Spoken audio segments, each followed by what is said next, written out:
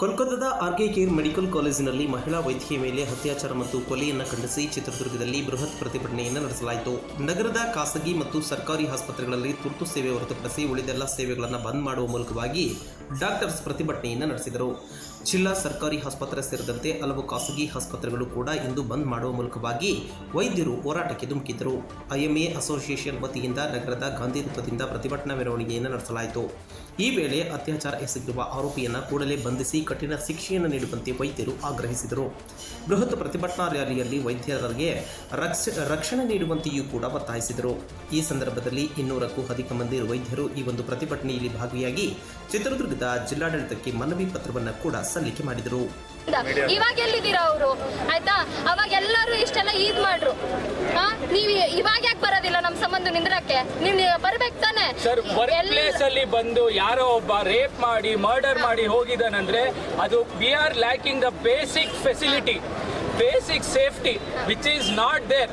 ಹೇಗೆ ಸರ್, ಹೇಗೆ ನಂಬಿಕೆ ಮೇಲೆ ಕಳ್ಸೋದು ಹೆಣ್ಮಕ್ಳನ್ನ ಹೊರಗೆ? ಅದರ ಮ್ಯಾಗೆ prestigious government they comment upon saying that ಅವ್ರು ಎದಕ್ಕಾಗಿದೆ ಅಂತಂದ್ರೆ ಅವ್ರು ಬಟ್ಟೆ ಹಂಗೆ ಹಾಕೋತಾರೆ, ಅವ್ರು ಈದ್ ಹಂಗೆ ಮಾಡ್ತಾರೆ.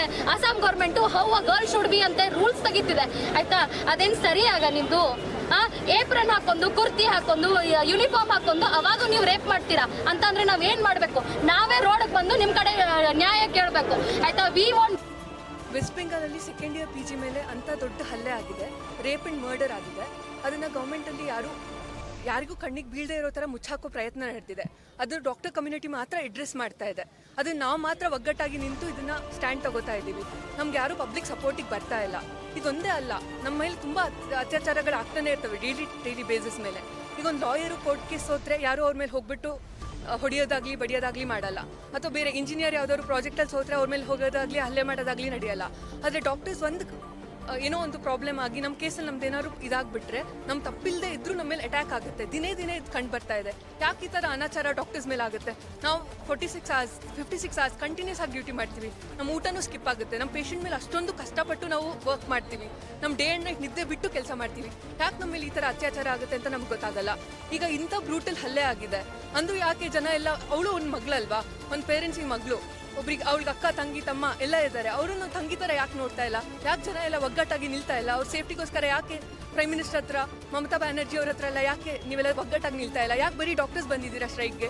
ಎಲ್ಲರೂ ಬಂದು ನಮ್ಮನ್ನ ಜಾಯ್ನ್ ಆಗ್ಬೋದಲ್ವಾ? ಯಾಕೆ ಅವ್ರಿಗೋಸ್ಕರ ಈಗ ನಿರ್ಭಯಾಗಿ ಎಲ್ಲರೂ ನಿಂತ್ರಲ್ವಾ? ಯಾಕೆ ಈ ಡಾಕ್ಟರ್ಗೋಸ್ಕರ ನಿಲ್ತಾ ಇಲ್ಲ? ಈಗ ರೇಪ್ ಕೇಸ್ ಆಗಿರೋದೇ ಯಾರಿಗೂ ಗೊತ್ತಾಗ್ತಾ ಇಲ್ಲ. ಯಾಕೆ ಯಾರು ನಿಲ್ತಾ ಇಲ್ಲ? ಈಗ ನಾವು ಡಾಕ್ಟರ್ಸ್ ಆಗಿ ಬರೀ ನಾವು ಡಾಕ್ಟರ್ಸ್ ಮಾತ್ರ ನಿಲ್ಲೋದಲ್ಲ, ನೀವು ಎಲ್ಲ ಬಂದ್ಬಿಟ್ಟು ನಿಲ್ಬೇಕು, ನಮ್ಮ ಪರವಾಗಿ ಹೋರಾಡಬೇಕು. ಅದನ್ನೇ ನಾವು ಮನ್ನಣೆ ಮಾಡ್ಕೊಳ್ಳೋಕೆ ಇಷ್ಟಪಡ್ತೀವಿ. ಡಾಕ್ಟರ್ ಶ್ರೇಷ್ಠ, ಸೆಕೆಂಡ್ ಇಯರ್ PG.